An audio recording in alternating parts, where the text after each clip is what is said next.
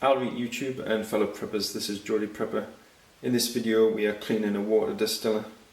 This is my VFO's 750 watt water distiller. And I'm going to show you how to clean it in a better way than I've seen other people on YouTube clean their water distillers. So you can see in there, in the water distiller, all of the crud that's been left over from boiling the water and collecting the steam. Just two things that you're going to need to clean a water distiller is citric acid and sodium bicarbonate, and you're going to use them in equal amounts. So get your citric acid and get 1 heaped tablespoon and sprinkle it about. What you want to be trying to do is cover the entire base of the distiller, so you get a very thin layer of citric acid across the whole of the base. And then you get your sodium bicarb and then just do the same again, and you should already hear it fizzing up. You can add a slight bit of water in the bottom first because that helps the reaction. So you can see here the bicarb and the citric acid is fizzing up nicely in the bubbles. The bubbles are dirty.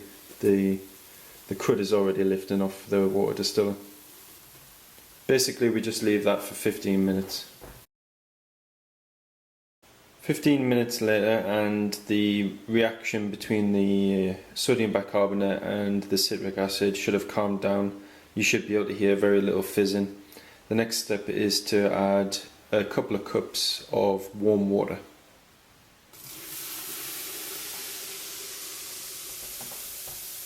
With the warm water in, you should hear it fizz up like that. That's a good indication that there's more of a reaction happening.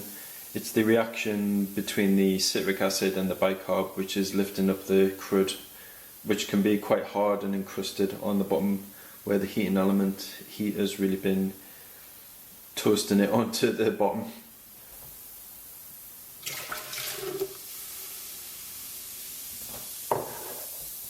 Fizzes up again, and then what you're going to be doing is just agitating the solution in there, so just swirl it round. The colour of the water in there should go very like a golden brown, and you should see actually that most of the light scale and light crud is actually already lifted off, and it's that you can see in the water. It's that which has discoloured the water, so you're already seeing that a lot of the crud is coming off. Just agitate it a little bit more and we'll come back in half an hour. 30 minutes has passed, so we check on the water distiller and see how it's doing. You can see the water in there is absolutely filthy. Even the hardened on thicker areas are starting to lift off. So what we're going to do for the next part is we're going to make sure that we're protecting our hands. We don't want any of the chemicals that have been lifting off getting through our skin and into the bloodstream. Assign a sponge and dedicate it to cleaning your water distiller, and make sure that you keep this sponge separate from any others so that again you don't get cross contamination. So for this last part, just get the water distiller and with the water that's already in there, just take the rougher scourer aside and just very gently agitate the solution down in the bottom of the water distiller. Just go around and around a few times, and you can already see there even the hardened on thicker areas have just completely came away, and we've got pretty much clean water distiller there. Pour out the solution in the bottom of the water distiller into a sink.